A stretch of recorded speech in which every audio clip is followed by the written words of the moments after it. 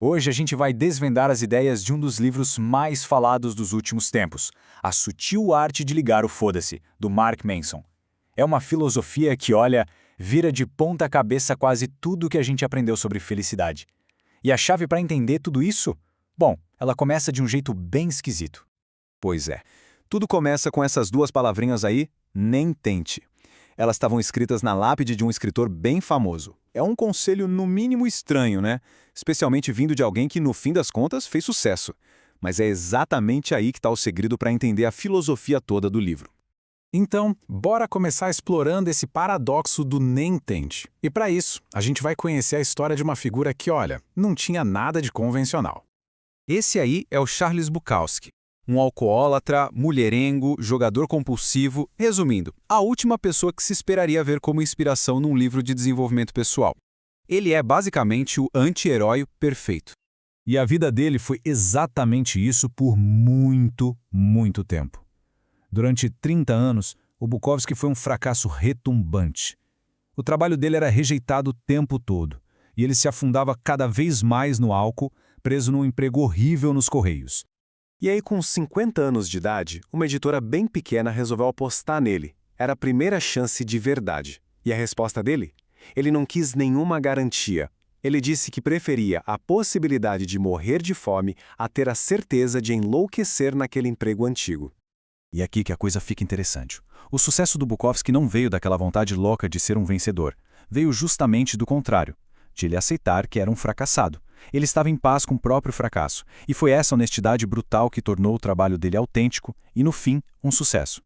Essa ideia de aceitar o negativo leva a gente direto para um problema que, segundo o Manson, assombra a nossa cultura hoje em dia. Ele chama isso de círculo vicioso infernal. Esse ciclo é algo que talvez soe bem familiar. Primeiro, a pessoa sente uma ansiedade. Daí, logo em seguida, começa a se perguntar: nossa, por que eu estou sentindo isso? Essa preocupação com a própria ansiedade acaba gerando o quê? Mais ansiedade. O resultado é ansiedade em dobro. É o cérebro se sabotando basicamente.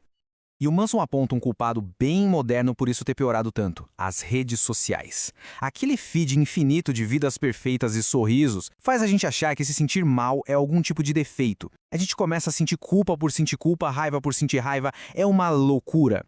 Isso tem tudo a ver com a lei do esforço invertido, um conceito do filósofo Alan Watts. A ideia é meio doida, mas muito real. Quanto mais se tenta se sentir bem o tempo todo, mais insatisfação se gera. Por quê? Porque desejar uma experiência positiva já é, em si, uma experiência negativa.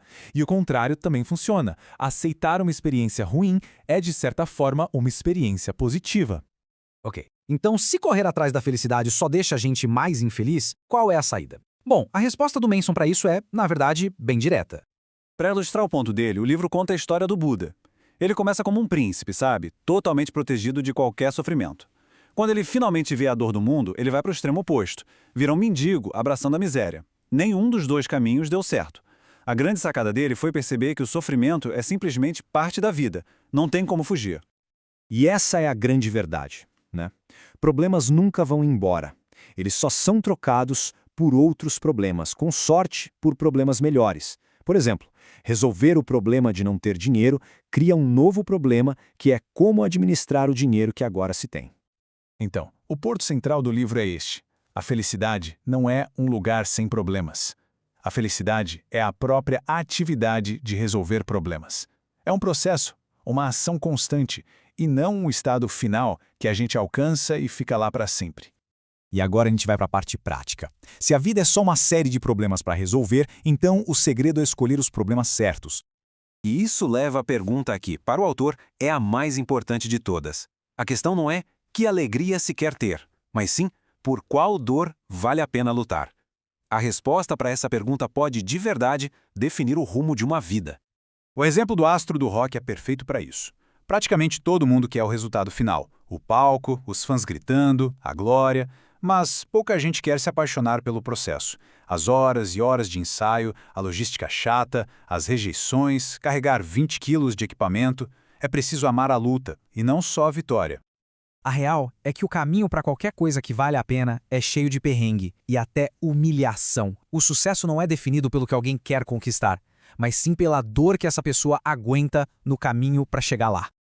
Para terminar, vamos falar da ideia mais provocadora do Manson, a crítica à nossa obsessão de hoje em dia em sermos todos especiais. O livro apresenta um personagem chamado Jimmy. Ele se acha um visionário, um empreendedor que vai mudar o jogo. Mas, na realidade, ele é um cara iludido, que vive do dinheiro da família e só fala, mas nunca faz nada. Ele acredita que é especial, só que sem ter feito nada para merecer isso. E de onde veio isso? O Manson vai lá nos anos 70, no movimento da autoestima, que começou a ensinar que todo mundo é excepcional e merece se sentir bem. Não importam as ações ou os méritos. O resultado disso, ele argumenta, é uma cultura em que as pessoas se sentem no direito das coisas. Uma geração que sente que merece o sucesso sem ter que ralar por ele. Basicamente, uma população de Jimmys. Só que a solução para isso não é deprimente, muito pelo contrário, é libertadora. Aceitar a própria normalidade, a própria mediocridade, tira uma pressão gigantesca dos ombros. Permite que as pessoas simplesmente curtam as coisas normais da vida e encontrem alegria no processo, e não só em ser o melhor. Isso tudo deixa a gente com uma última pergunta para refletir. Se essa pressão de ter que ser extraordinário for tirada das costas, o que se torna possível? Que problemas uma pessoa escolheria resolver? Que dores estaria disposta a encarar simplesmente porque valem a pena por si sós? A resposta para isso talvez seja o verdadeiro caminho para uma vida boa.